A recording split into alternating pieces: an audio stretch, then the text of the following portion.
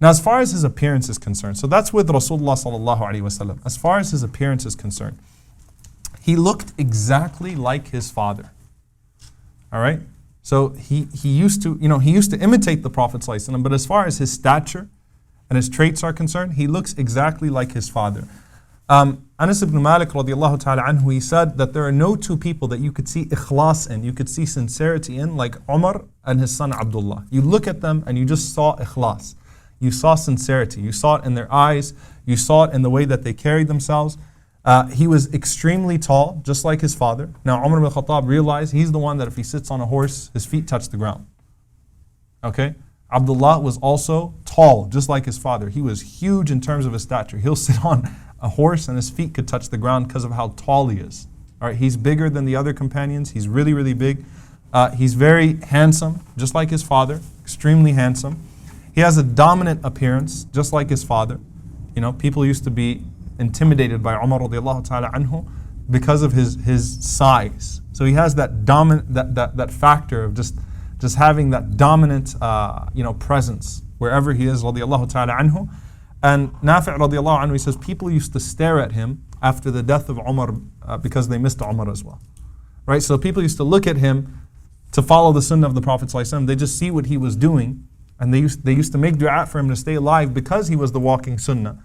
But he looked like Umar ibn Khattab radiallahu anhu. So after Umar radiallahu anhu passed away, people would just stop and then just look at him and they'd marvel and they'd start crying, remembering Amir al-Mu'mineen, Umar ibn Khattab radiallahu ta'ala anhu. Now with his father, there's a very, very, very important role here. Number one, there is no father-son connection that we have more ahadith from than Abdullah and his father.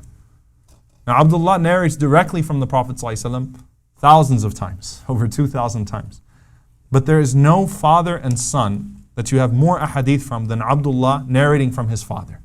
Okay? Meaning he used to spend a lot of time with his father, he used to admire his father, he used to ask his father a lot of questions. And subhanAllah, the relationship that we see between them is that they even used to give advice to one another. Alright, so Abdullah used to sit with him and he used to give him advice, and Omar used to give him advice as well. Aslam, who's the brother, he asked Abdullah ibn Umar radiallahu ta'ala anhu about Umar radiallahu ta'ala anhu. He's, describe our father in terms of fiqh, in terms of deen, in terms of religion. And he says, ما رأيت أحدا قط بعد رسول الله صلى الله عليه وسلم من حين قبض كان أجد وأجود حتى انتهى من عمر. He said that I never met anyone, I've never seen anyone after the death of the Prophet ﷺ, أجد, who was more serious about things. وأجود, okay? And ajwada here would be talking about his generosity, but also their work ethic. The generosity, ashadda would be talking about the hard working nature of it. And when you put it with ajwada, they worked harder and they worked generously, meaning they gave a lot of charity. I've never seen anyone like that after the Prophet ﷺ that was as good as Umar radiallahu ta'ala anhu. So he admires his father, and that's actually in Al-Bukhari. He admires Umar radiallahu ta'ala anhu, and he speaks glowingly about his father, which is really beautiful, because that's not always going to be the case, right? In many situations, everything he narrates about his father is good. Now, what's also amazing about that is that Omar was very, very rough on his kids. Extremely rough on his children. Okay? And you'll find this, he didn't want his kids to feel entitled because he was the Khalifa. So in Sahih al-Bukhari, Umar al-Khattab radiallahu ta'ala anhu, he gave a salary from Baytul Mal of 4,000 dirhams for all of the muhajirin except for his son, Abdullah. He gave him 3,500. Right? So they asked him why. He said, well, because when he came, he just came with us. He was just a little boy. The other muhajirin, they made hijrah out of their own will. So he puts his son in a place where he's not getting that sense of entitlement, where he's getting less than everyone else. And in fact, subhanAllah, he gave Al-Hasan wal-Husayn 5,000. Umar radiallahu ta'ala anhu gave 5,000 to Al-Hasan wal-Husayn radiallahu ta'ala anhuma.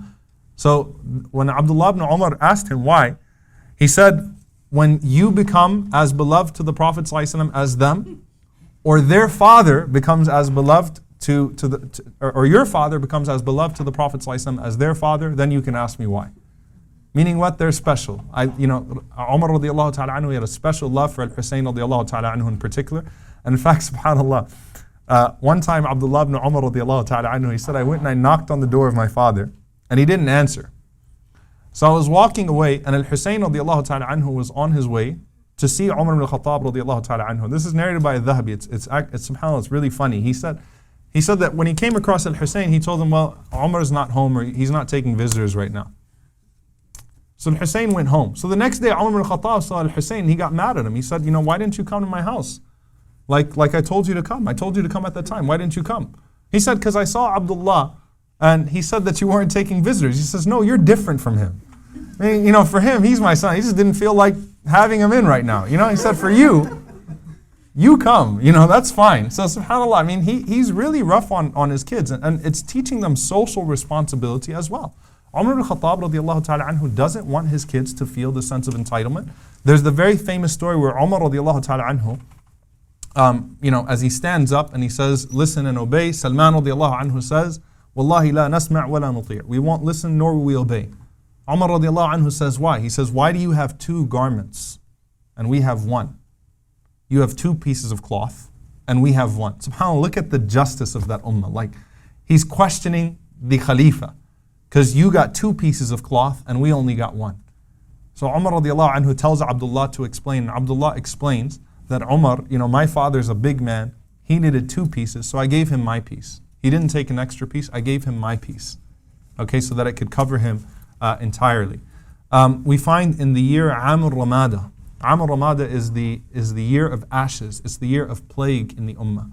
It's a year of famine. It's a year of hardship in the ummah where people were dying right and left because they had nothing to eat. And Umar ibn al-Khattab radiallahu ta'ala anhu in particular, right? He changed colors because he forbade himself from food, until the people were able to eat. And people were dying in the dozens in that year, okay? Because they were deprived from food. And he said, I'm not going to eat until everyone in the ummah can eat. And Uthman radiallahu anhu says that if that year would have been prolonged anymore, Umar would have died. The only reason he survived that long without food is because of his strength, because of the way he was, radiallahu ta'ala anhu. And Umar radiallahu ta'ala anhu, he said the famous words, كَيْفَ يَعْنِينِي شَأْنُ الرَّعِيَّةِ. How can I claim to be a shepherd? وَلَمْ يُصِيبُنِي, but I'm not struck with what strikes them. مَا يُصِيبُهُمْ. I'm not struck with what strikes them. They're my flock. I'm responsible for them. If they're struggling, we're all going to struggle. Umar radiallahu anhu walks into his house and he sees one of his kids with a piece of watermelon. And he starts chasing his son to take the watermelon out of his hand. And his son starts crying. He was one of the younger brothers of Abdullah. And so Kulthum, the wife of Umar, she says to him, Ya Amir al-Mu'mineen, he bought it with his own money. And Umar radiallahu anhu said, Bakhin bakh, ibn Amir al-Mu'mineen, ya'kulu batikh. He said, no, the son of the commander of the believers is not going to eat watermelon when the ummah is starving. Right? Give it away in charity. Not going to happen. Abdullah ibn Umar, he narrates a similar incident for himself, that once there was a really, really, really nice camel, all right, that was walking around the house of Umar, and Umar radiallahu anhu said, MashaAllah, who's this camel for? They said, it's for your son Abdullah. Umar radiallahu ta'ala anhu said, Ya Abdullah, min ayna laka hadha? How could you get a camel like that? Why do you have a camel like that? Abdullah ibn Umar radiallahu ta'ala anhu, he says, اشتريته من رأس مالي, like I paid for it from my own money, Ya Abi, oh my father. قال بخن بخ يا ابن عمر, he said, no, it's not happening. Right? بِعْهَا, he said, not only sell it, he says, put the money in Baytul Mal, give the money in charity. Sell that camel and put the money in charity. I can't have you, my son, when we are in the position that we're in, you riding that type of camel. Okay? Abdullah ibn Umar radiallahu ta'ala anhu said, As-sam'u wa ta'a laka ya abi.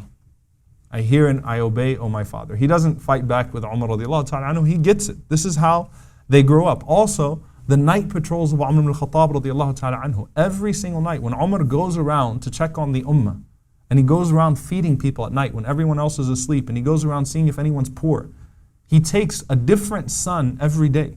So Abdullah ibn Umar used to go on those night patrols with his father.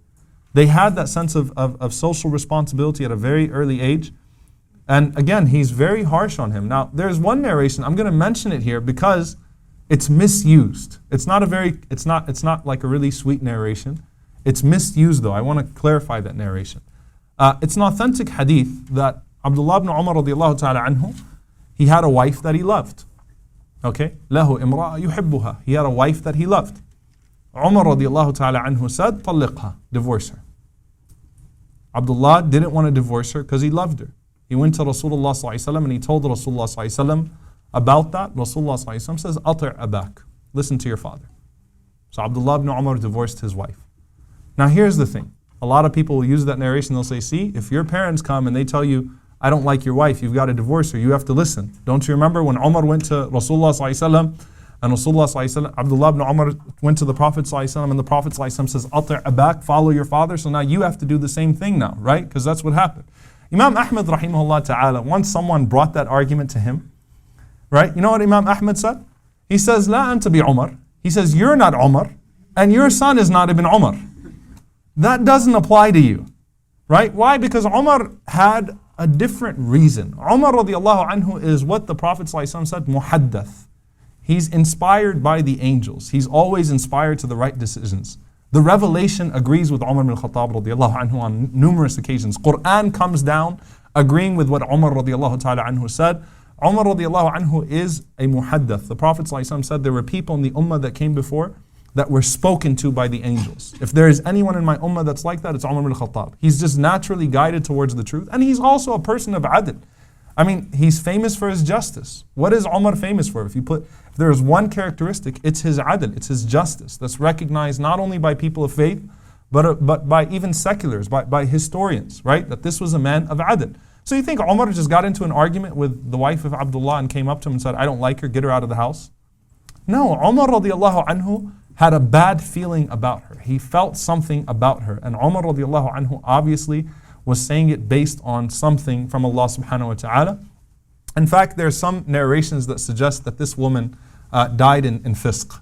She died in evil, meaning Umar radiallahu anhu was right. He saw something in her. So a father can't just walk up to his son and say, divorce your wife because I don't like her. A mother can't say, you have to listen to your mom. There's no basis in the Sharia for that whatsoever. Sheikh al-Islam ibn Taymiyyah rahimahullah, he wrote extensively about this narration, right? Saying that there is no right whatsoever on the in-laws to come and say, divorce your wife, divorce your, whatever it may be. Okay? So that's something that's really important to understand. They did have that, Umar radiallahu anhu was strict on him. He was very severe with his son. But Abdullah loved him. And Abdullah benefited from him.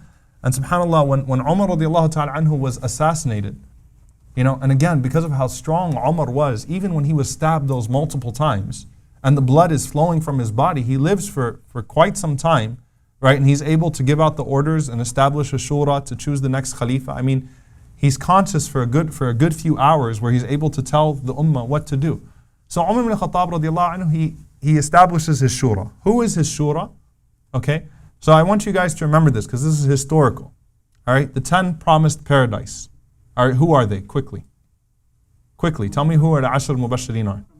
Abu Bakr, Umar, Uthman, Ali, Zubair, Talha, Abdurrahman ibn Auf, Sa'id ibn Zayd, Sa'id ibn Abi Waqqas, no, Abu Ubaidah al-Jarrah. These are the 10 Ashar Mubashirin. How many of them were definitely dead before Umar ibn Khattab radiallahu anhu? Abu Bakr radiallahu ta'ala anhu, he's definitely not there anymore. Okay? Who else died before Umar ibn Khattab radiallahu ta'ala anhu? We have Sa'ad, we don't have Sa'ad, I'm sorry, we have Abu Ubaidah al-Jarrah radiallahu ta'ala anhu. So Abu Ubaidah al-Jarrah also passed away. Okay? So the shura of Umar ibn Khattab radiallahu ta'ala anhu is who? It's Uthman, Ali, Talha, Zubair, Sa'id, and Abdurrahman ibn Auf. Who's missing? Sa'id ibn Zayd. Why? Sa'id ibn Zayd is the brother-in-law of Umar ibn Khattab radiallahu ta'ala anhu. He's the cousin. His father is a cousin of Umar radiallahu ta'ala anhu. So Sa'id is the second cousin of Umar ibn Khattab, and he's also married to the sister of Umar ibn Khattab. He's married to Fatima bint al-Khattab. May Allah be pleased with them all. Umar radiallahu ta'ala anhu doesn't want anyone from his family to be involved with this process. So even though he's one of the Ashar Mubashirin as well, he's one of the 10 promised paradise as well, he doesn't want that happening. Now here's the interesting thing. When Umar radiallahu ta'ala anhu was assassinated and he appointed the shura, you know what everyone said? Many of the companions said, why not just let Abdullah take over? Why? Because he's just like Umar ibn Khattab, right? He's exactly like him, and he follows the sunnah of the Prophet ﷺ in a way that no one else follows the Prophet ﷺ sunnah. So it'd be consistent, there'd be continuity. But Umar ibn Khattab radiallahu ta'ala anhu says, I don't want anyone else from my family being involved in this ever again. I was put in this position unwillingly because Abu Bakr radiallahu anhu appointed Umar ibn Khattab. He didn't want the khilafah. And he said, it's enough for one person in this family to have this amana, to have this trust. The Sahaba said to Umar ibn Khattab, can we at least keep him on the shura as a non-voting member? To where at least we can benefit from his advice. That just shows you the position that Abdullah ibn Umar radiallahu anhu has. Like, if we can't make him the Khalifa, can we at least keep him in? Right, to where he can be a part of this process? So Umar radiallahu ta'ala anhu reluctantly agreed. Fine, you can keep him as an advisor, but you can't make him the Khalifa. But subhanAllah, that shows you the position that he occupied in the sight of the people. One more inshallah ta'ala narration, and then we'll take a break inshallah ta'ala. Rasulullah sallallahu alaihi wasallam, he mentioned the importance of treating the people that your parents used to love with kindness, with ihsan. Okay, so there's a beautiful narration that takes place, and this narration is narrated by Amr ibn Dinar radiallahu ta'ala anhu. He says that once while we were riding, me and Abdullah ibn Umar radiallahu ta'ala anhu, there was a random A'rabi, there was a random Bedouin there. Okay? So Abdullah ibn Umar radiallahu ta'ala anhu, he greeted him. He got off of the donkey. So he was riding a donkey. He tells Amr ibn Dinar to get off the donkey as well. He tells this man to get on top of the donkey. He takes off his amama, his turban, and he puts it on the man. Alright? And he just tells the man, Assalamu alaikum, and he tells him to go. So now Amr ibn Dinar says, we're in the desert here, right? We were riding on this donkey. And Abdullah ibn Umar, with no explanation whatsoever, just says salam to this man, gets off, puts his turban on his head. And back then, it was weird to not walk with a turban, to not walk with your head covered, right, for the men. So puts his turban on the man and sends the man on his way. So here they are standing, and no explanation is given to him whatsoever. So he says, I said to him, Ya ibn Umar, تخلع له العمامة. You gave him your turban, and you gave him your donkey, and you put your turban on his head. تجعلها على رأسي. You put it on his head. إنه من الأعراب. He's just a desert Bedouin. يرضون باليسير. They're satisfied with anything. And he says, فهلا صرفته بدرهم. You could have given him 1 dirham, and the guy would have been happy. He's just a poor guy. You could have given him a dirham, and he would have said Jazakallah khair and made dua for you, just like when you're overseas, right? You see someone who's poor, you just give them $1, something small, and they'll be happy. Like if you really wanted to give this man money, you didn't have to give him the donkey and give him your amama and everything like that. So Umar radiallahu ta'ala anhu, he responded, he says, سمعت رسول الله صلى الله عليه وسلم يقول, I heard the Prophet صلى الله عليه وسلم say, إن من أبر البر صلة الرجل أهل ود أبيه. That one of the greatest ways you show obedience to your parents is when you maintain the ties with the friends of your father. You maintain good relations with the friends of your father. And he said, this man, I once saw my father treat him kindly, and he treated my father kindly. Meaning, I once saw an interaction between him and my dad. SubhanAllah, it's not even like he was one of my dad's good friends. Right? I remember seeing my father with some kind of interaction, and I just decided, to follow the sunnah of the Prophet ﷺ, I'll give him the animal and I'll give him my turban as well. So subhanAllah, you find that closeness that he enjoyed with his father, and obviously the sunnah of the Prophet ﷺ. So you have, as we said, Omar plays an important role in everybody's tarbiyah here, and everyone, in mentoring everyone, but this is his own father. He looks like his father, he has the qualities of his father, and he imitates the sunnah of the Prophet ﷺ. So this is a man that's going to go very far in history, and that's going to benefit the ummah much. Inshallah ta'ala, we'll go ahead and we'll break now for Salatul Isha, and then we'll come back inshallah.